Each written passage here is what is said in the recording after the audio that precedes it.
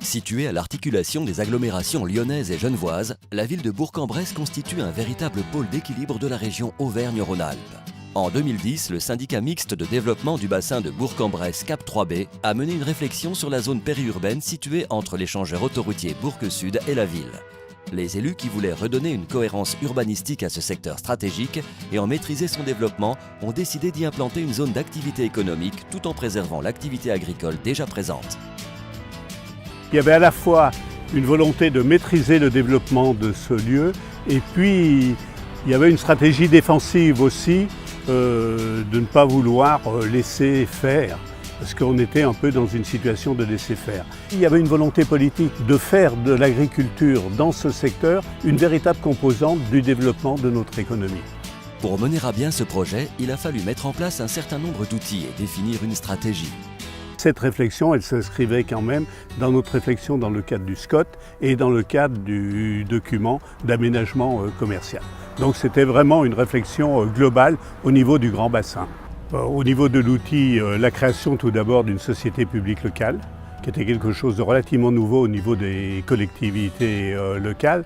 Et ensuite, la stratégie, c'était de lier un partenariat fort avec la SAFER et le PFL pour pouvoir, disons, avoir une maîtrise du foncier qui était la clé de voûte de la réussite de ce projet. Le site concerné par la future ZAC de Cadran ayant majoritairement une vocation agricole, la SPL Cap 3B Aménagement a souhaité conduire une étude préliminaire sur un périmètre élargi de 450 hectares. Cette étude a permis de comprendre la structure de la propriété foncière et des exploitations agricoles. En tenant compte de ce contexte et des enjeux du secteur, seuls 48 hectares ont finalement été retenus pour le projet. La société publique locale s'est de suite appuyée sur la SAFER pour assurer la négociation et la contractualisation avec les 23 propriétaires et les 8 exploitants pour le montage du dossier de déclaration d'utilité publique, mais aussi pour déterminer des prix justes et cohérents avec le marché.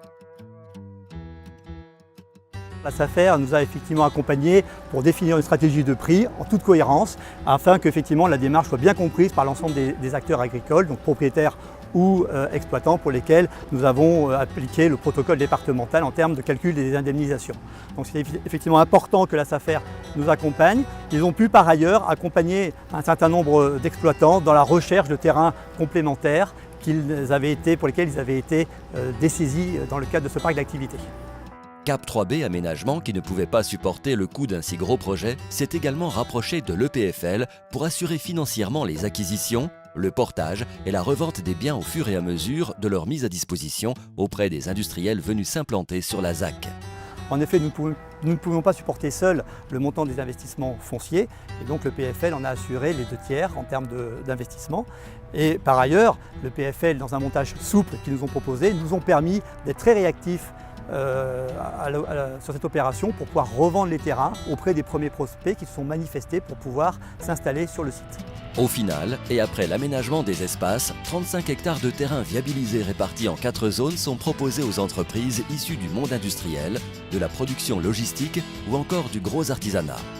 Si 2 sociétés ont déjà pu s'installer, la totalité de la zone d'activité du Cadran sera entièrement disponible au second semestre 2019. Il est évident que l'aide apportée à Cap 3B Aménagement par la SAFER et l'EPFL fut essentielle dans la réussite de ce projet pour lequel la maîtrise foncière n'aura pris que 3 ans. Grâce à ces 2 entités complémentaires, la maîtrise foncière s'est déroulée dans un climat apaisé. Pour preuve, plus de 90% des surfaces ont été achetées à l'amiable. Une stratégie foncière qui doit servir d'exemple. Je crois qu'on peut dire qu'avec une volonté politique forte au départ, une stratégie clairement établie très tôt dans le cadre de cette opération, une SPL, un EPFL et une SAFER très complémentaires et surtout partenaires, nous avons tous les ingrédients pour dire que cette opération est une vraie réussite. C'est vrai que cette complémentarité et cette synergie des opérateurs mis au service du territoire ont contribué très fortement à la réussite de ce projet. Et d'ailleurs, depuis, ce travail partenarial a été repris par d'autres collectivités du territoire qui ont fait appel à la SAFER et à l'EPFL pour les accompagner dans leurs projets d'aménagement. On espère qu'avec notre travail de complémentarité, à nouveau, nous allons pouvoir assurer une véritable acceptation du projet sur le territoire et une maîtrise des prix et des délais de réalisation.